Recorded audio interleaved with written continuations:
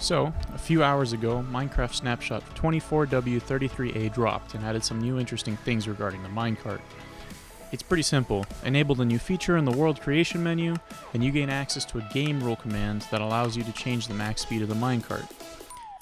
I'd love to know everything about how this works, but at the current moment, there is no updated versions of Forge or Fabric with the code of this new feature, and decompiling the 24W33A jar will just give you a bunch of obfuscated crap, so physics will have to do. Now, there may not be an accurate way to directly measure speed in Minecraft, but luckily, each block is exactly 1 square meter, and I have a stopwatch on my phone. That's pretty much everything I need to solve for speed and acceleration of the new minecarts. So, I built this 50-kilometer track in a super flat world to test the new feature and shed some light on what its limits are. Before we get to that, to test at some lower speeds and explain a bit of my methodology, I'll be starting on this 1 kilometer track since acceleration is much less of a factor at these lower speeds. At the default max of 8 meters per second, you can do the kilometer in 1 minute and 48 seconds, which isn't horrible, but it's extremely slow compared to what it can be. This is the table of data we'll be using to evaluate speeds. As you can see, after hitting the max speed, which is apparently 9 meters per second, kind of weird, the cart stops accelerating and maintains a regular speed. This is how fast a normal minecart goes. If you double it to 16, you get twice the speed pretty much as you'd expect, with the cart barely needing any time to get up to its top speed. Cranking the power up a bit, at 50 meters per second, you get pretty fast, finishing the kilometer in just over 20 seconds. This is the first time you can see the acceleration, with the cart not hitting full speed until the second 100-meter split. Since it's getting difficult to measure accurately by hand, and higher speeds will be limited by the length of the track, let's swap to the 50-kilometer track.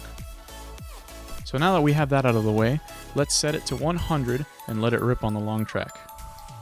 This is significantly faster, finishing the 50,000 block journey in just over 8 minutes.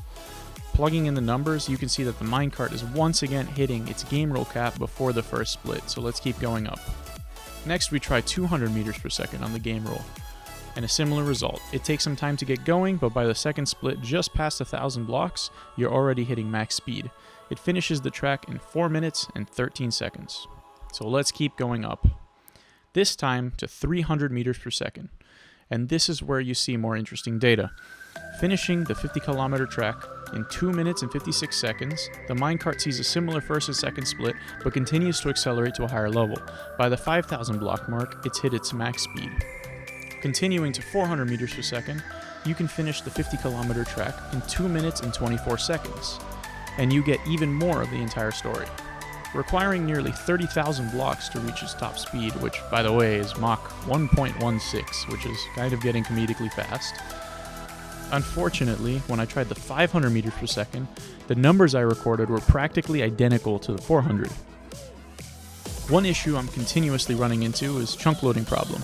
As I go faster, the chunks aren't visually loading in front of me when I'm going, so I've turned down everything to a minimum to see if that helps. So far, I've just been pause buffering for a second.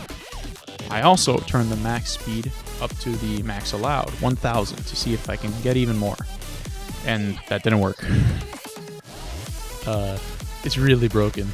So, I did the exact opposite and turned things up. This worked better surprisingly, but I still only got just about the same values as before, so I believe this is where the limit is, just about 400 meters per second, while using a continuous strip of accelerator rails.